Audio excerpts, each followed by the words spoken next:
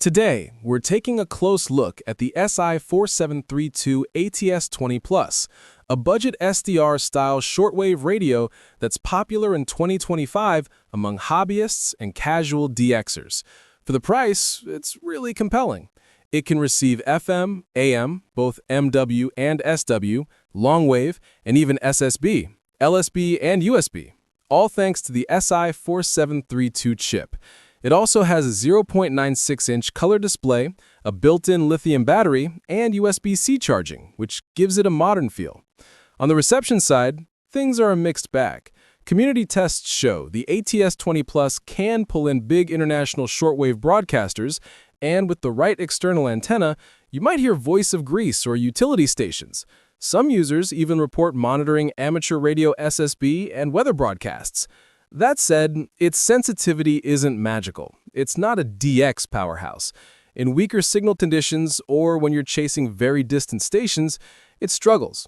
Reddit users note that with only the included telescopic whip antenna, long-distance reception is limited, and you'll likely need a better wire or loop antenna to get serious results.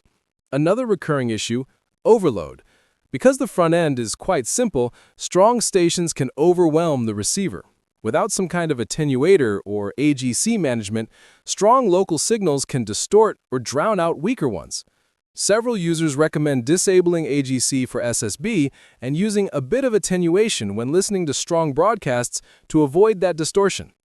Firmware plays a big role in how usable this little radio is. Thanks to the Si4732 base design, people have upgraded to newer firmware versions that allow finer bandwidth control.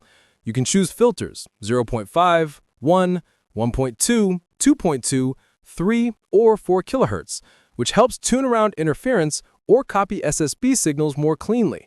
But not everyone has the latest firmware, and updating isn't always straightforward. Some users report issues when trying to connect the device to their computer for updates. Build quality is decent for the cost. According to Radio Workshop testers, the case is made from lightweight material, but the overall design feels good enough for a budget SDR radio. The on-off switch can be a weak point. A few owners mention it feels loose or clicks oddly when used. Battery life is acceptable. Done with moderate screen brightness, it will last a few hours.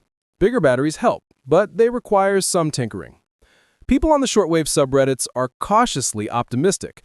One user said they snagged one for under $40, and while it's not compared to high-end comms receivers, it's a good little radio for the money. Others warn, though, that firmware versions vary wildly, so performance can depend heavily on who made your unit and how current its software is. Bottom line, the ATS-20 Plus is not a miracle radio, but it is a remarkable value. If you want a cheap, portable shortwave receiver to explore broadcast and SSB signals without spending hundreds, it's absolutely worth considering. Just don't expect high-end sensitivity or tuning perfection. With the right antenna and a patient mindset, it can be a fun, capable little radio.